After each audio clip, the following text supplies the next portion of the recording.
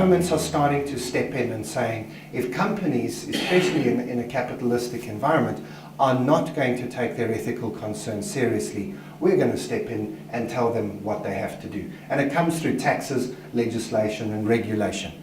It really started with the Kyoto Protocol, which was a massive international agreement where all the countries of the world agreed that they would reduce their energy usage or their emissions. It's kind of a synonymous way of talking about it.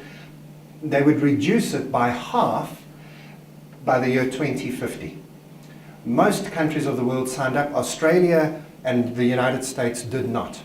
Australia signed up last year when Kevin Rudd became Prime Minister, and Obama is in the process of signing it now for the United States of America. So that's it. All the countries of the world are in. It is now legally enforceable. And governments of the world, countries of the world are setting targets now, reducing by half by 2050. I mean, the United Kingdom has said they're going to reduce by 80% by 2050. Those are sort of random numbers almost.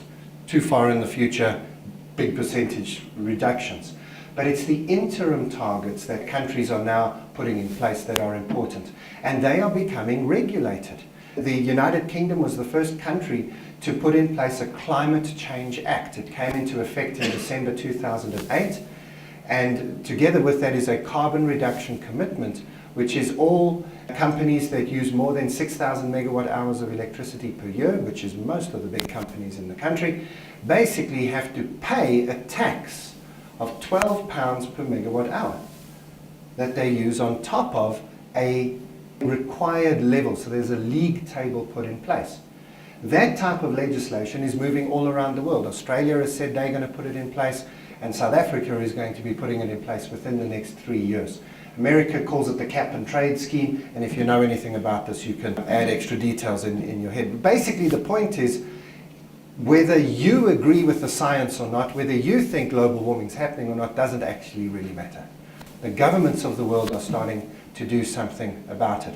And your industries as well. Whichever industry you're in, and many industries are starting to regulate this. If, as you do, you report to an international environment, so you've got to do reporting in the United States or reporting in the United Kingdom or reporting in Australia, those countries are starting to demand that you regulate in a particular way. So these are huge issues for everybody.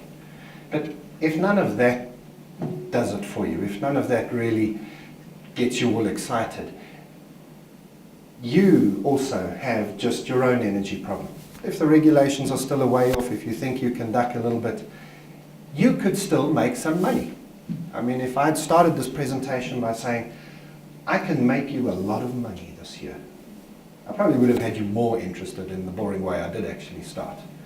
But I can make you money because global research indicates that about 25% of most companies and households' energy usage is unnecessary usage. In other words, think about what you pay every month for electricity or other forms of utilities. Water would be included in that as well. So think of your water and electricity bill at home. How much is it? If I could take a quarter of that and give that to you in cash every month, would you be interested? Now, if we do that for a big company, and well, especially obviously in some of the areas that you guys work in, electricity is a huge component of the costs of the organization. If I could take 25% of that and give it to you cash, that would do fairly nicely, wouldn't it? You'd probably hit your targets, you'd get your bonus, it would be a nice thing to do. So why not? This is just another way of thinking about that.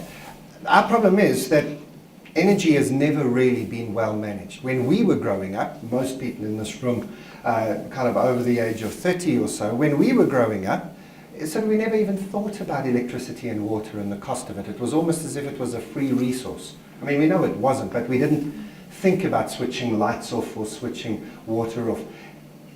And we've got a problem. We know that the electricity supply in the world is going to not keep up with the demand.